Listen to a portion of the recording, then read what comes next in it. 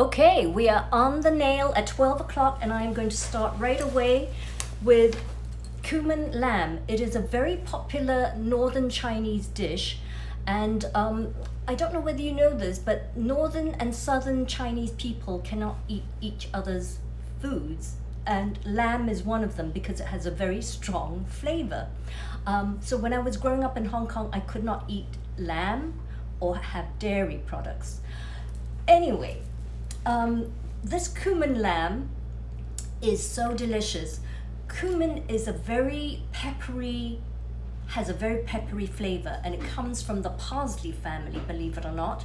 The funny connection, right? But it is perfect for strong flavored lamb. So it's a great complement.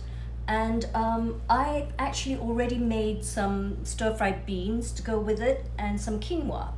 So I am going to share with you some tips on how to make it tender. So I think I've mentioned this before when I was doing pork belly stew and the papi bonde, which is a Nyonya Malaysian dish that my mum used to make. Marbling meat is what gives you very tender, succulent textures. So it is going to be boneless leg of lamb, or shoulder is actually even better. So I have actually got the boneless lamb. And all right, I got a confession. I had already pre-marinated my lamb. I had sliced it and marinated with the usual TSPC. So I cut up some pork belly steak to show you how to do the marinade. And then I'm going to show you a couple of different options how you can make it spicy. You can either add some dried chilies, red dried chilies, and this is the Chinese ones because they're not so spicy. But my husband and I don't like spiciness where you bite into something and you get this huge explosion in your mouth and then you kind of numb for the rest of your meal so you can't taste anything. We like the overall. So I am actually going to add just the Hai Fong chili garlic sauce, which I'll spread all over. You can also use chili flakes, the dried chili flakes. All right, so that will all come later. And so I'm going to start off immediately by showing you some of the aromatics. So always ginger and garlic. I just shred the ginger. It makes a huge difference how you prepare your aromatics. During weeknights, I am very lazy, so I just actually have it in chunks. But I've actually chopped it today. And a wok star actually told me it was a big difference using the way I showed you in my cooking class on Udemy. The shredded ginger, it gives you more of a ginger flavor, and that is huge when you're making lamb because some people find lamb has a very strong flavor and this will help to temper it. And then the scallions, I like doing the long shaved looking scallions, and can you see it curls up and it looks beautiful. And then cilantro for garnishing. All right, so I'm going to quickly go immediately into showing you how to season your meat, and the cumin is going to come later when we actually do the stir fry. All right, so the usual TSPC, T stands for tamari, and I like using the Sanjay brand. Black label is my favorite. I don't use dark and light soy. And this is medium drinking sherry. So, but when we marinade for a stir fry, you want this to be very dry. You don't want anything wet because liquid and oil does not mix, and so you'll get that splatter. And then white pepper. Asians like to use white pepper. It's actually stronger and more pungent than black pepper. And then cornstarch. I have this lovely shaker And all these seasonings sit inside this caddy, which is so handy because it has a little kind of like a handle. So when you're ready to cook, you just pull this out and everything is ready. And then, as I said, the cumin will come later. So I'm really going to just show you how to deal with stir frying meat in my cast iron wok and gas stove setup. And this setup is so handy because you can actually take it camping and everywhere you go. So I'm just going to move that further down so you can see. Can you see? So I'm just using chopsticks to combine it.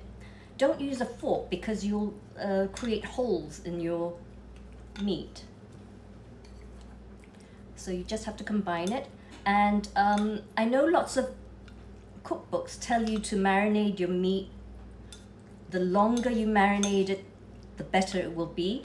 But for a Chinese stir fry, you want to actually marinate it like just right before, okay? Because you don't want it to be goopy. All right, so this is how you do it. And this is the same marinade you would do for any kind of protein, including tofu.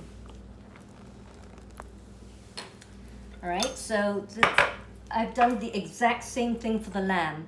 And when you do this marinade, seasoning your meat does not mean that it's going to taste Asian. Because it is really basically adding flavor to your protein. And once you get this basic seasoning done, or down, you can do all sorts of ethnic dishes. So I have a lot of wok stars who are Cuban or Hispanic, and they do this same marinade before they make it taste like, or make picadillo, ropa vieja, whatever it is. All right, so that's that. So I'm just going to put that pork aside. It was just to illustrate how you can marinate, doesn't matter what kind of meat, pork, chicken, beef, whatever. And as I said, including tofu.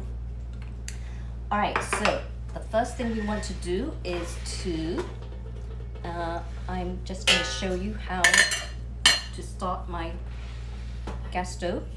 So this is a Iwatani VA30.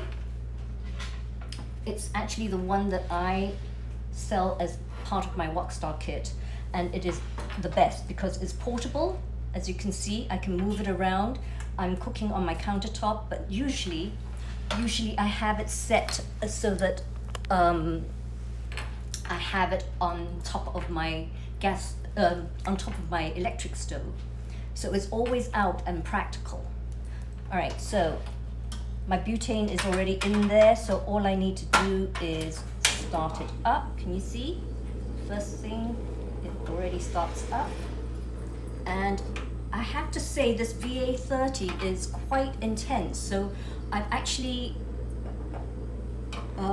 having to turn it down, and I'm having it just above medium heat right now. So I'm going to start off by adding about 3 or 4 rounds of avocado oil. You want to use avocado oil now, not vegetable oils. They're highly processed and contributes to inflammation. All right, so garlic. Go ahead, add in all the ginger.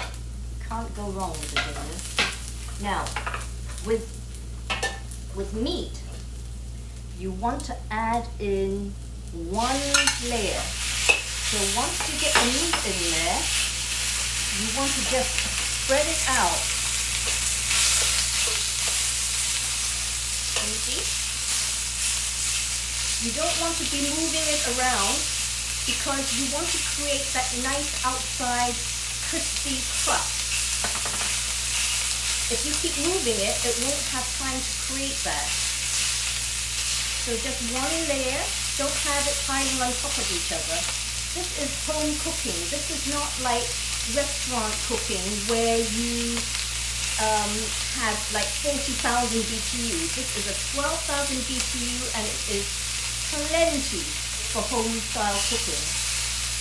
And the next most important thing is that cast iron is the best material for searing meat because it gives you that lively sear, and it is the same material that people make for barbecue grills. Alright, I am going to actually flip this. Oh, it is already looking really good. See, you just go around and flip that over.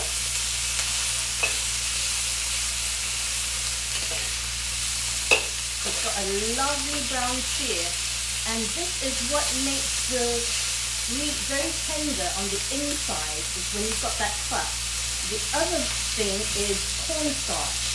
Cornstarch is what gives it that lovely crispy texture on the outside. Now, I don't like overcooking the lamb because then it will be tough and chewy. Alright, we're going to add in the scallion and the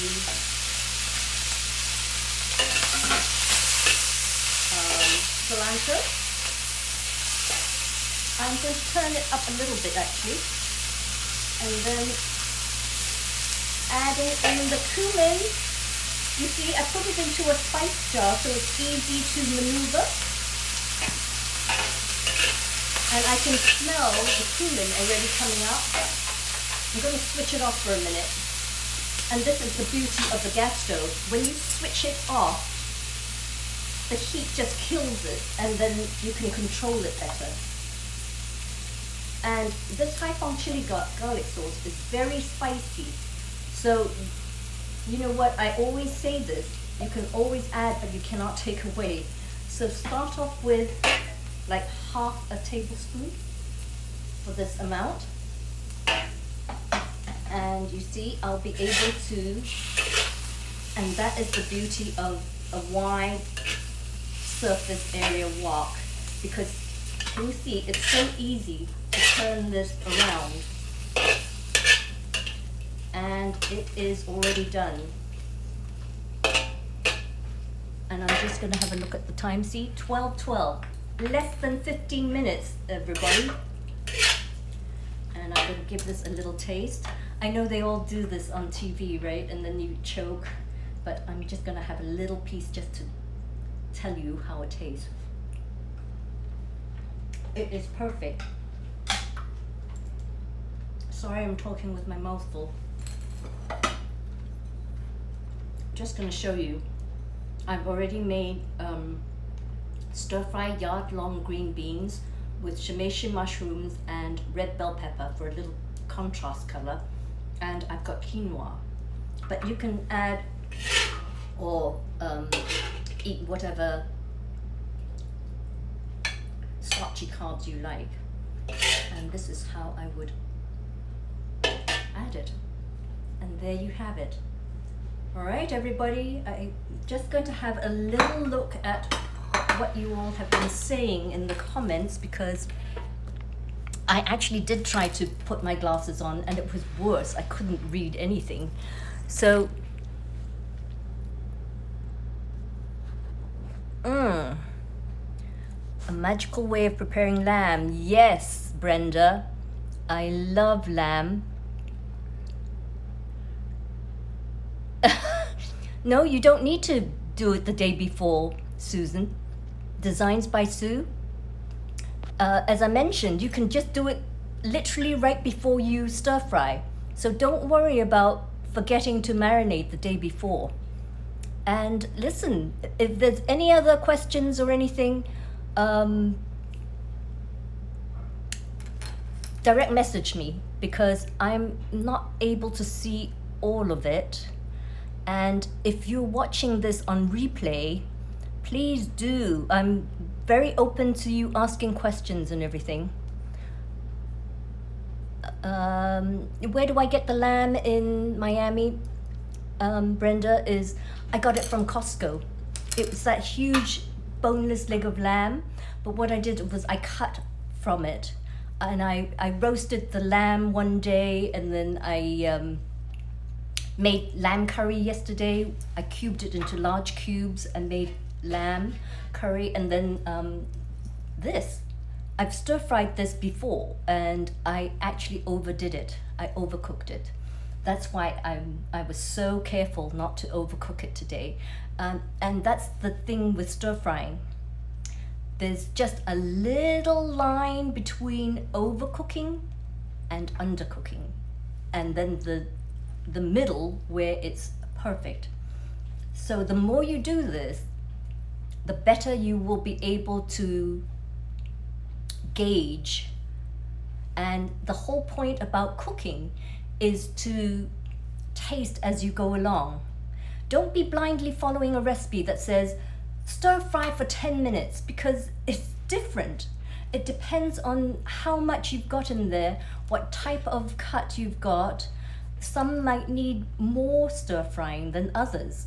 Okay, so I want to point out a lovely little video I did where I talked about a Japanese term called kaizen. It's in my IGTV, so just go to my profile and look up my IGTV icon, and it'll be in there. And I mention about the art of cooking. And I think it will really help you think about cooking in a different way. It's more about the cooking process, and not be focusing on, the drudgery of it, because cooking for me is very relaxing and meditative. All right, everyone, lovely to see you. And I will see you next week. Remember, next Wednesday, I'm hoping to do this every Wednesday, and next week I'm going to travel to another country. I've done enough Asian stuff, and I've done a range of Malaysian food. So next week, I'm hoping to maybe do a Greek dish, and I've been talking to my good friend Foodie Fetish, at Foodie Fetish, who is actually Yanni Georgigoulakis. I think that's how you pronounce his Greek name. And I'm going to ask him what is a good Greek dish to make in my wok, because the wok is not just for stir frying. You can make anything in your wok. It is the best material for cooking anything. All right, everyone, thanks for joining. Remember, direct message me with any questions. And I think I saw just this last one about, did I stir fry on a burner? Yes. This is the Iwatani gas stove. It is a gas stove with open flames. All right, I will talk more about this, and I hope to post this to IGTV as well. All right, bye.